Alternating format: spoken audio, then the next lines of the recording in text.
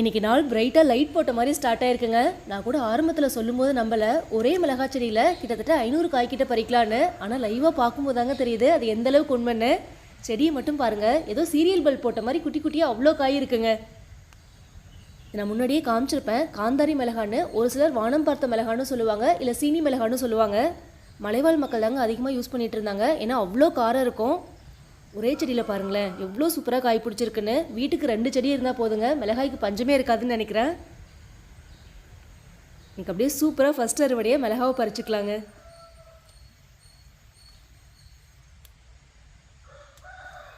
அதுலேயும் இன்னொரு ட்விஸ்ட்டுன்னு பார்த்தீங்கன்னா, நான் விதை போடும்போது கேப்சிகம் சொல்லி தாங்க வாங்கி போட்டேன். அது முளைச்சி வந்தது பாருங்களேன். அதுலேயும் ஒரு செடி வானம் பார்த்த மிளகா, இன்னொன்று பாருங்கள் இந்த காஞ்ச செடி தாங்க.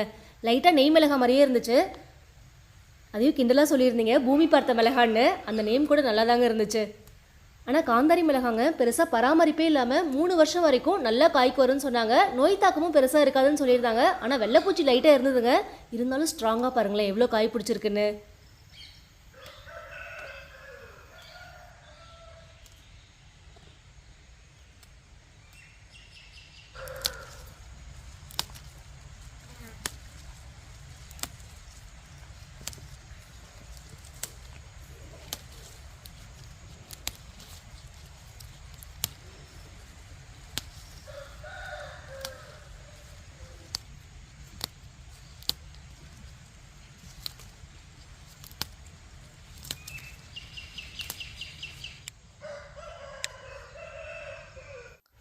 அதுலேயும் ஒரு சில மிளகாலாம் பாருங்கள் அப்படியே க்ரீன்லேருந்து ஆரஞ்சு கலருக்கு மாறி அதுக்கப்புறம் பழுத்து ரெட் ஆகுதுங்க.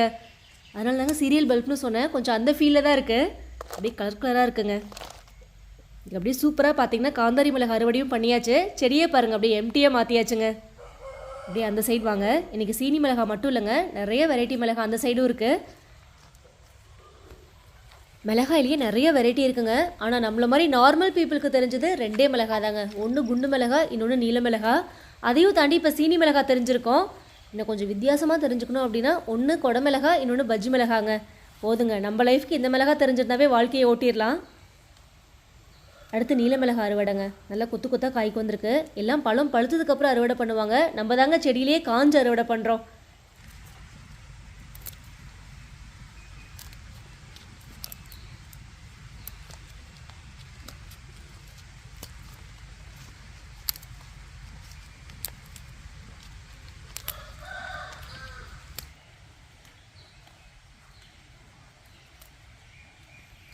நம்ம தோட்டம் இப்போ பார்க்க தாங்க எம்டியாக தெரியுது. ஆனால் இந்த எம்டி கூட எப்படி ஃபில் பண்ணிட்டு போகிறோங்கிற மேஜிக் மட்டும் பாருங்கள்.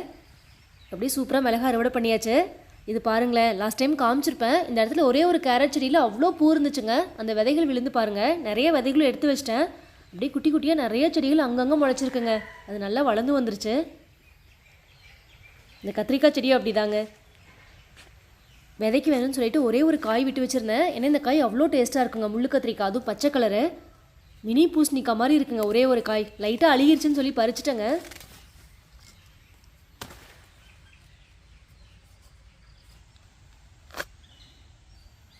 எவ்வளோ விதைகள் இருக்குது பாருங்கள். அப்படியே காயே ஸ்பாஞ்ச் மாதிரி இருக்குங்க. அழுகாமல் இருந்தால் நிறைய விதைகள் எடுத்துருக்கலாம். இருந்தாலும் அப்படியே கீழே போடுவேங்க. ஒரு சில டைம் காஞ்சதுன்னா அப்படியே முளைச்சி வரத்துக்கும் சான்ஸ் இருக்குது.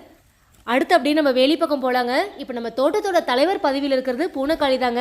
லாஸ்ட் டைமே காமிச்சிருப்பேன். அப்படியே வேலி ஃபுல்லாக பச்சை பசேன்னு இருந்திருக்கும். ஆனால் இப்போ பாருங்களேன், இலைகள்லாம் அப்படியே பழுப்பு நிறமாக மாற ஸ்டார்ட் ஆகுது. ஆனால் கொத்து கொத்தா அவ்வளோ காய் இருக்குங்க. சூப்பராக அறுவடை பண்ணி எடுத்துக்கலாம்.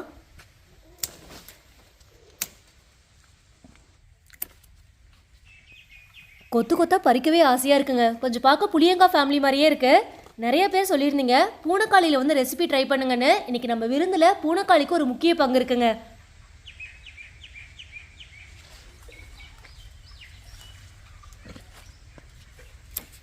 நம்மளும் ஸ்டார்டிங்கில் கொஞ்சம் பிஞ்சாக இருக்கும்போது பீன்ஸ் அவரைக்காய் மாதிரி தேங்காய்லாம் போட்டு பொரியல் பண்ணி தாங்க சாப்பிட்டோம். டேஸ்ட்லாம் நல்லா தான் இருந்துச்சு. நிறையா பேர் சொல்லியிருந்தீங்க பூனைக்காளி வந்து மருத்துவத்துக்கு பயன்படுத்துகிறோம் அப்படிங்கிறனால அதிகமாக சாப்பிடக்கூடாது அப்படின்னு.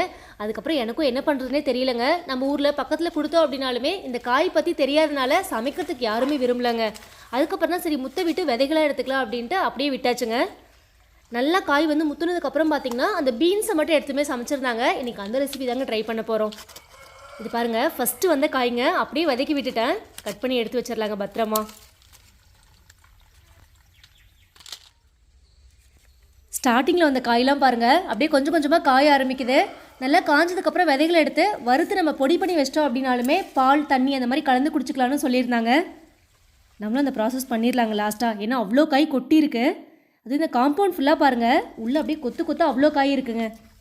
இந்த நெல்லிக்காய் மரத்தை மட்டும் பாருங்கள், பூனைக்காயோட கொடி எவ்வளோ ஸ்ட்ராங்னு தெரியும். நெல்லிக்காய் மரத்தை வளரவே விடலைங்க, அப்படியே கிளைய வளைச்சி சாய்ச்சிருச்சு.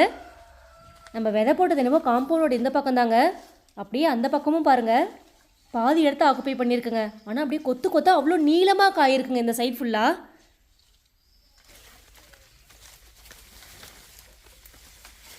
அந்த பக்கம் நெல்லிக்காய் மரம்னா இந்த பக்கம் சப்போட்டா மரங்க. சப்போட்டா மரத்தையே காணுங்க, ஃபுல்லாக ஆக்குப்பை பண்ணியிருக்கு. ஆனால் காய் பாருங்களேன் நல்லா நீளமாக வந்திருக்கு வேலியில் கம்பேர் பண்ணுறதை விட. இன்றைக்கி சமையலுக்கு இது போதுங்க. பீன்ஸ் எடுத்து தான் சமைக்க போகிறோம், அதனால் கொஞ்சம் அதிகமாக பறிச்சிருக்கேன்.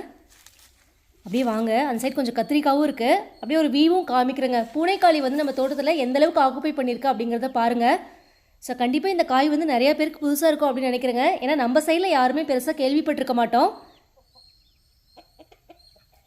இது பாருங்களேன், பாக்கு மரத்துலங்க அப்படியே ஃபுல்லாக மேலே போய் அப்படியே குருவி கூடு மாதிரி கொத்து கொத்தாக நிறைய காய் வச்சுருக்கேங்க. இதை பறிக்கிறது தான் எப்படின்னு தெரியல, பாக்கு மரம் மாதிரி சல்லை போட்டு தாங்க இழுக்கணும்.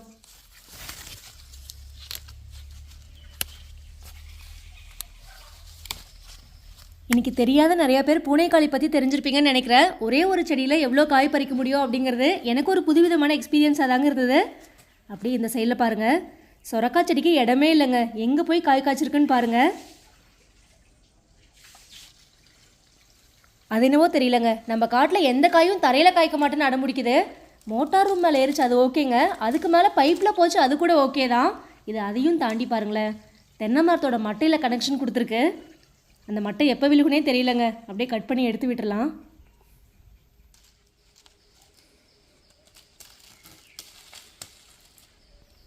அப்பா டார்கெட் சக்ஸஸ்ங்க.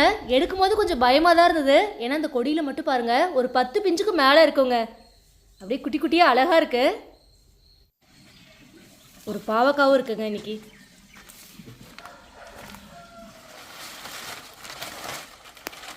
அது என்னமோ தெரியலங்க, இப்போல்லாம் வாழைத்தண்டை பார்த்தாவே சமைச்சு சாப்பிடணும்னு தோணுது. ஃபஸ்ட்டில் வாழைப்பூ தாங்க அப்படி தோணும், இப்போ வாழைத்தண்டு ஃபேவரட் லிஸ்ட்டில் இருக்குங்க. இந்த மரத்தை மட்டும் பாருங்கள், மொந்த வாழை. நம்ம தோட்டத்துலேயே இதாங்க பெரிய வாழை மரம். ஆலமரத்தில் பாதி இருக்க மாட்டிருக்கு. ஒரு 15 வருஷமாக இந்த இடத்துலேயே ஒரு 10 மரம் மெயின்டைன் ஆகிட்டே இருக்குங்க. நீங்கள் அப்படியே தண்டு எடுத்துடலாம். நேற்றாங்க சூப்பராக ஒரு தார் வெட்டினோம்.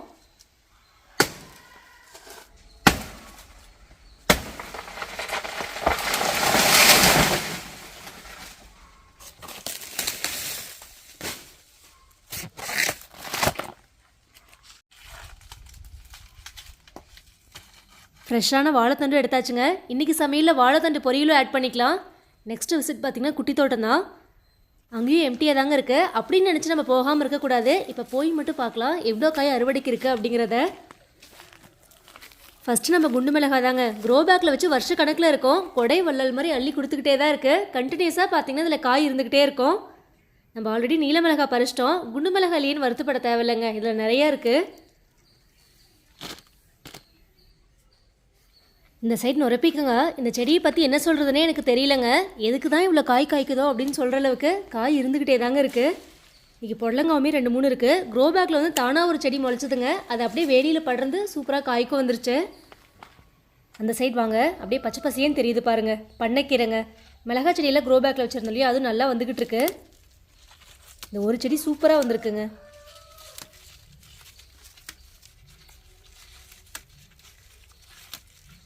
அப்படியே கீரையே பாருங்கள், பச்சை பசையன்னு சூப்பராக இருக்குது இந்த டைமு. பாவக்காவுமே இருக்குங்க. நம்ம அங்கே ஒரு பாவக்காய் தான் பறிச்சோன்னு ஃபீல் பண்ண தேவையில்ல. இங்கே ஒரு 4-5 பாவக்காய் இருக்குங்க, மிதில் பாக. சுண்டைக்காவும் காய்க்கு வந்துருச்சுங்க. ஆனால் லைட்டாக அந்த நோய் தாக்கம் பாருங்கள் அங்கங்கே. ஏதோ வீட்டு யூஸ்க்கு போதுங்க, ஒரு செடி இருக்குது. க்ரோ பேக்கில் வச்ச மிளகாய் செடி நல்லா வந்திருக்குங்க. ஆனால் கீழே வச்சது பாருங்களேன், இப்போ தான் 1-2 காய் வர ஸ்டார்ட் ஆகிருக்கு. இங்கே கொஞ்சம் மண் சரியில்லைங்க, ஏதோ வீட்டு யூஸ்க்கு அப்பப்போ 1-2 காய் வந்துடுது. இன்றைக்கி அப்படியே பண்ணைக்கீரை மணத்தக்காளி கீரைன்னு இங்கேயுமே கொஞ்சம் கூட நம்புற அளவுக்கு காய் இருந்துச்சுங்க. எப்படியோங்க இன்றைக்கி சமையலுக்கு தோட்டம் எம்டியாக இருந்தாலும் சூப்பராக ஒரு விருந்துக்கு ரெடி ஆயிடுச்சு. அப்படியே வாங்க எடுத்து போய் சூப்பராக சமையலையும் ஸ்டார்ட் பண்ணிடலாம். தக்காளி செடியும் பாருங்கள், லாஸ்ட் டைம் அப்படியே ஒரே ஒரு கோல் மட்டும் காமிச்சிருப்பாங்க. இலையெல்லாம் கீழே கட் பண்ணி விடுவோம், நல்லா படர்ந்து வந்திருக்கு. காயுமே வச்சுருக்குங்க, நிறைய பூ இருக்குது. இன்றைக்கும் ஃப்ரெஷ்ஷான காய்கறியோட ஃபார்ம் டு கிச்சனுக்கு வந்தாச்சுங்க. காயெல்லாம் எடுத்து வச்சுட்டு ஃபஸ்ட்டு வேலையை மிளகாவை வெயிலில் கொட்டிட்டு வந்துடலாங்க. ஏன்னா கொஞ்சம் கொஞ்சமாக சேர்த்தோம் அப்படின்னா 2-3 மாதத்துக்கு எப்படியும் மிளகா சமாளிச்சுக்கலாங்க வீட்டு யூஸ்க்கு.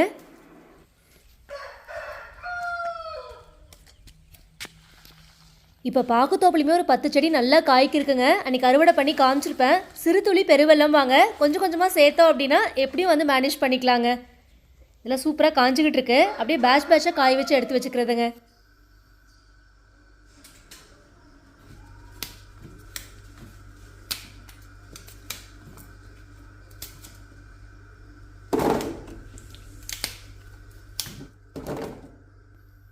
மிளகாலாம் காய வச்சுட்டு பேக் டு கிச்சனுக்கு வந்தாச்சுங்க. இன்றைக்கி நம்ம கிச்சனோட சீஃப் கெஸ்ட் யாருன்னு பார்த்தீங்கன்னா பூனைக்காளி தான். ஃபஸ்ட்டு தனியாக எடுத்துக்கலாங்க. பூனைக்காளி வந்து பயங்கரமாக கரை பிடிக்குங்க. வாழைக்காய் கூட நார்மல் அப்படின்னு தான் சொல்லணும். ஒரு டைம் வாஷ் பண்ணி ட்ரெஸ்லாம் துவைப்பலையே அந்த கல் மேலே வச்சுருந்தேங்க. அந்த கல் மேலேயே பார்த்தீங்கன்னா அப்படியே பிளாக்காக அப்படி ஒட்டிருச்சு. கொஞ்சம் பார்த்து தாங்க யூஸ் பண்ணோம். சூப்பராக கையில் வாஷ் பண்ணியாச்சு. இப்போ வேக வச்சு எடுத்துக்கலாங்க. யூஸ்வலாக நம்ம அப்படியே கட் பண்ணி உள்ள விதைகள் இருக்கு இல்லையா, அதை எடுத்தும் சமைக்கலாம். இந்த மாதிரி வேக வச்சு எடுத்தோம் அப்படின்னா ரொம்ப ஈஸியாக இருக்குங்க சமைக்கிறதுக்கு. டக்குன்னு வேலையும் முடிஞ்சிடும். இந்த டிப்ஸ் இப்போ ரீசெண்டாக தாங்க பார்த்தேன். இது வேகட்டுங்க. நம்ம மற்ற காயெல்லாம் கட் பண்ணி எடுத்துகிட்டு வந்துடலாம். பண்ணைக்கீரை பாருங்களேன், ஒரு இலை மட்டும் எவ்வளோ பெருசு இருக்குன்னு.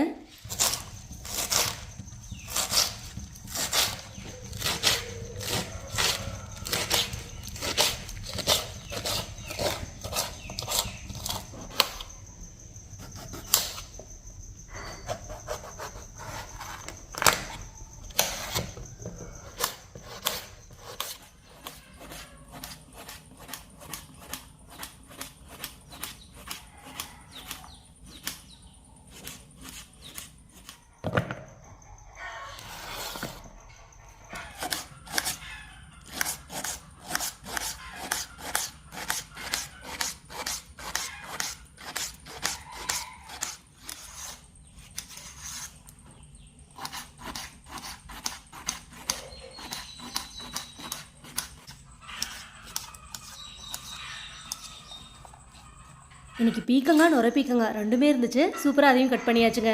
அடுத்து கத்திரிக்காய் வாழைத்தண்டு இருக்குது, அதையும் கட் பண்ணிக்கலாங்க.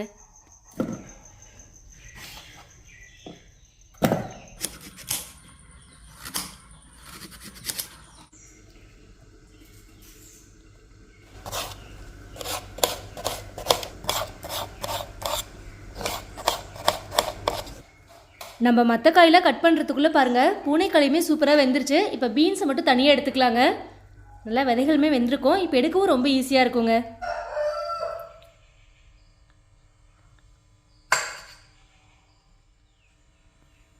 தண்ணி ஃபுல்லாக வடித்து எடுத்தாச்சுங்க.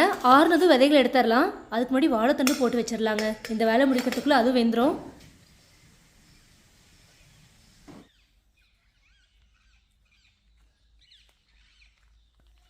உருளைக்கிழங்கு மாதிரி நல்லா சாஃப்டாக வெந்திருக்குங்க. உங்களுக்கு பார்க்கும்போதே தெரியும்னு நினைக்கிறேன். எடுக்கவே ஆசையாக இருக்குங்க. இந்த விதைகள் மட்டும் எடுத்து அப்படியே சுண்டல் மாதிரி தாளிச்சும் சாப்பிட்லாம். இன்றைக்கி நம்ம கிரேவி மாதிரி ட்ரை பண்ணலாங்க. லைட்டாக தக்காளிலாம் போட்டு பண்ணலாம். விதைகளுக்கு மேலே இருக்க லேயர் பாருங்கள், வெந்ததுக்கப்புறமா ஹார்டாக தாங்க இருக்குது. நல்லா திக்காக இருக்குது. ஆனால் அதுக்கு மேலே பாருங்களேன், அந்த சதைப்பகுதி வந்து கொஞ்சம் நல்லா இருக்குங்க. அதையுமே எடுத்து நம்ம யூஸ் பண்ணலான்னு சொன்னாங்க.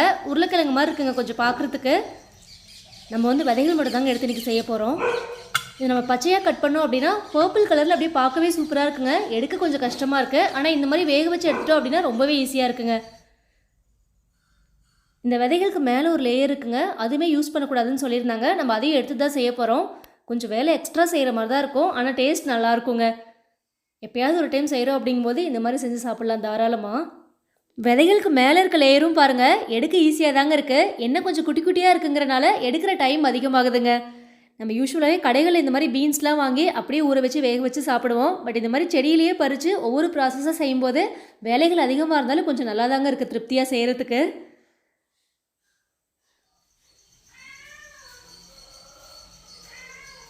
செம்ம கலர்ஃபுல்லாக நம்ம தோட்டத்து காய்கறிகள்லாம் சமைக்க ரெடியாக இருக்குங்க. டக்கு டக்குன்னு சமையலை ஸ்டார்ட் பண்ணிடலாம்.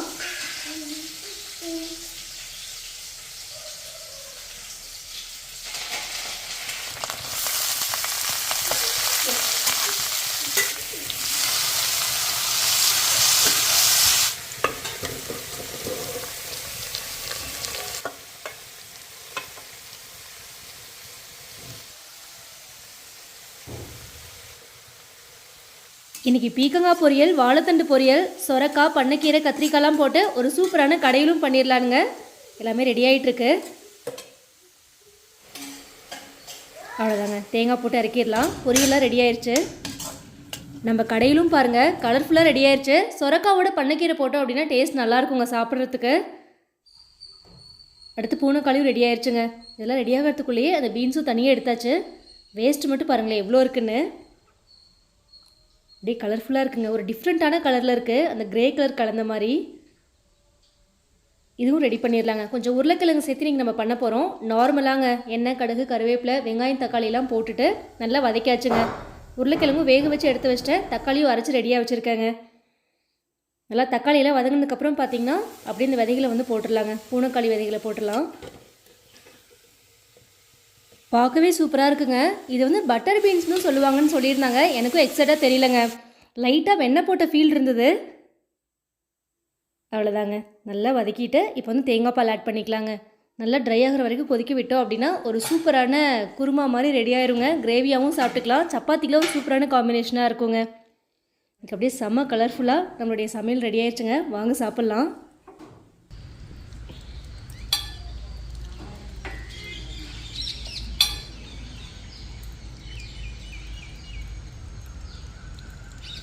இன்றைக்கி காலையிலேருந்து தோட்டம், அறுவடை, சமையல்னு கண்டிப்பாக என்னோட சேர்ந்து நீங்களும் என்ஜாய் பண்ணியிருப்பீங்க அப்படின்னு நினைக்கிறேன். நிறைய பேர் வந்து லாங் வீடியோ வேணும் அப்படின்னு தான் சொல்கிறீங்க. முடிஞ்ச அளவுக்கு இனிமேல் லாங் வீடியோ அப்டேட்டே கொடுக்க ட்ரை பண்ணுறேங்க.